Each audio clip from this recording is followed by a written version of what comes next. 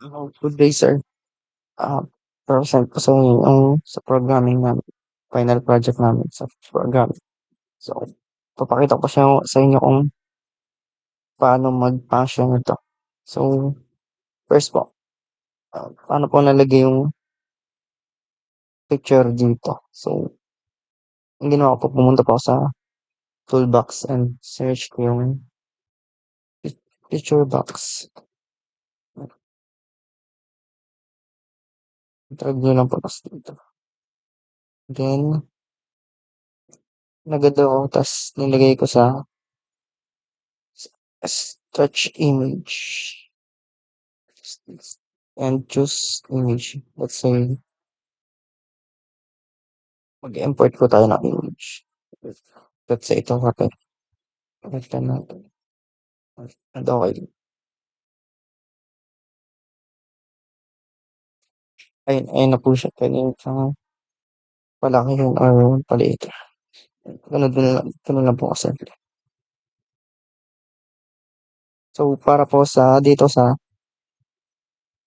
open na box na to, is pumunta rin lang po sa toolbox and hinanap po yung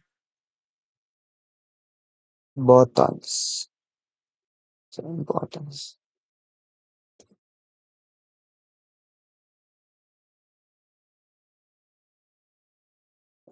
And tinago ko lang po siya ng kulay. Which pumunta po ako sa properties. Image. And yung kulay is ng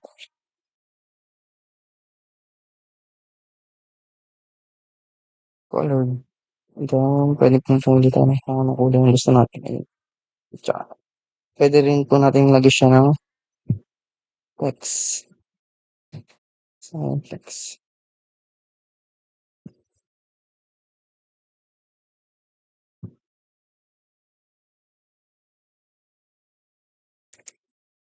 Say, play. Ayan. Okay, ganun lang po kasi. Delete mo natin. And same din po yung function dito sa may X dito. And ito po yung naging code niya. Yung this po dito is yung i-hide po yung nakaraang page. Ito po yung, let's say, ito yung i-hide niya. And then, dito naman sa form 2 or yung new form is kapag clinic niyo po yung button 1 na, let's say, clinic niyo na po ito.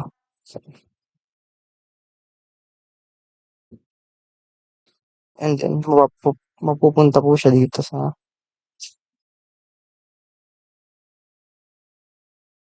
pupunta na po siya sa form 2 which is yung form 2. So, may form 2 design. Ayan, dito po siya mapupunta.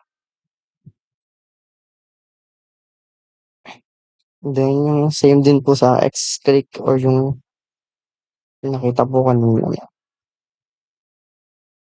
Eto. And open yung bagong nilagay ko tsaka yung button click na papunta rin siya dito. Okay, doon na po tayo sa form 2.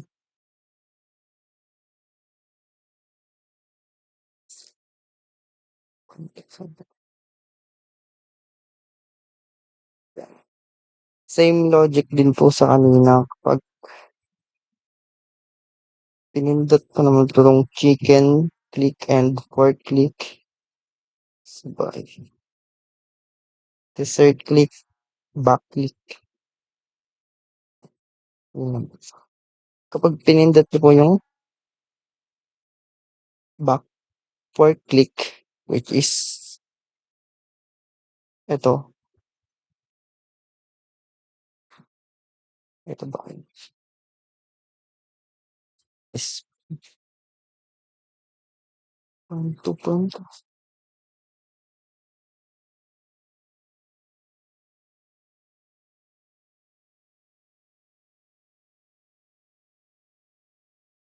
Pupunta po kayo sa Form 8 which is eto, Form 8. Dito po kayo mapupunta sa Form 8. Form 8 kapag kinilik mo yun. And then, same din po dito sa dessert. Pag naglagay po kayo ng bagong form is sa Form 13 kayo mapupunta which is yung dessert is Form 1, Form 13. Ayun. Same din po dun sa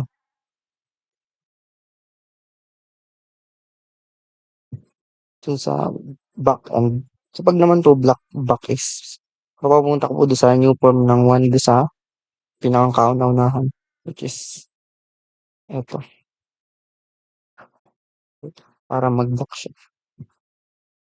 So pare-parehas din, same logic din po yung ginamit dito para sa mga yun lang po kasimple yung program namin. So try po natin i-run.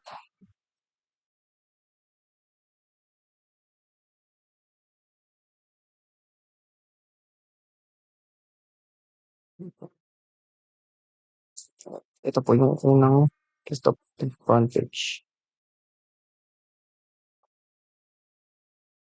Let's say pumili po kayo ng kung anong gusto niyo ditong lutuin. Itong pork recipe. So pumili kayo kung nilagang baboy. Lalabas po yung mga ingredients and yung mga instructions sa pagluto. Tsaka kung gaano po katagal ka. Same din po dito. Ganun din po.